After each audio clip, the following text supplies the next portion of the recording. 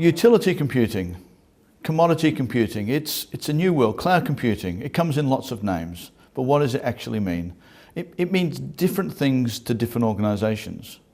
Challenger organisations, typically run by people just out of university, they've only grown up in a world of IT, they've never known a world without IT.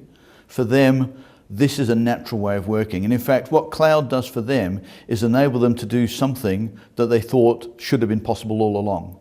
And so that just makes things easier for them. It's just a natural evolution of what they've done all their lives.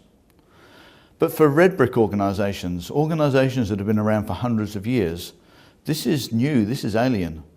These organisations are typically run by people who grew up in a world where there was no IT. These are people for whom IT has come in and solved problems for them, but it's something that they don't really understand.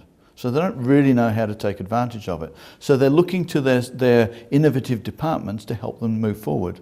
So what you've got are challengers coming in only working this way, and they're much more agile, they're much more nimble, they're much more able to take advantage of changes in the commercial landscape. And in a lot of cases, they're run by people who are used to this ever-changing world. So the trends that come along in much, much faster cycles these days. And so this is the new way of working that the older red brick organisations are trying to come to terms with. So for them, it's a much bigger challenge, but the solution's still the same. How do I accelerate the adoption of cloud? How do I do it in a low-risk way? How do I do it without impacting the systems that are already running? The way that we do that is, it's relatively straightforward. Every organisation has development environments. Today they're called DevOps. They used to be called waterfall, but they achieve the same end goal. It is, how do I get a new product to market? In today's world, we've got to do it much faster. Using cloud computing allows me to accelerate. I move my development into a cloud environment, but I don't put all the baggage around it of the business continuity, all the things that I need to keep a system running in the event of some disaster somewhere. I don't need to do that to develop a new application, to develop a new product, to develop a new service. So by focusing on getting these new developments in cloud, I can now accelerate the development of my new services and products.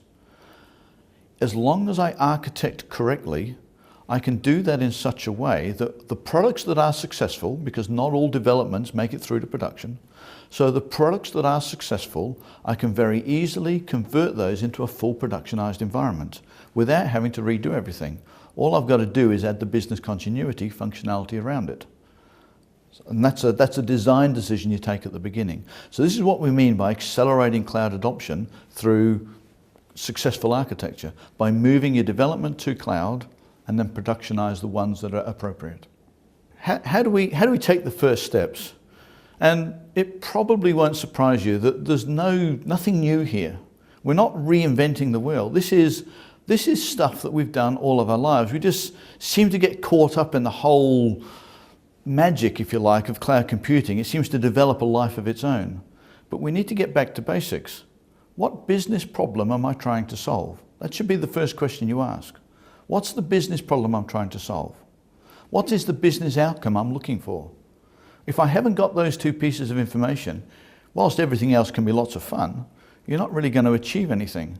So we've got to work out how we solve business problems. Once we've identified that, we can then look at the most appropriate way to take that through a development cycle to deliver the business outcome we're looking for.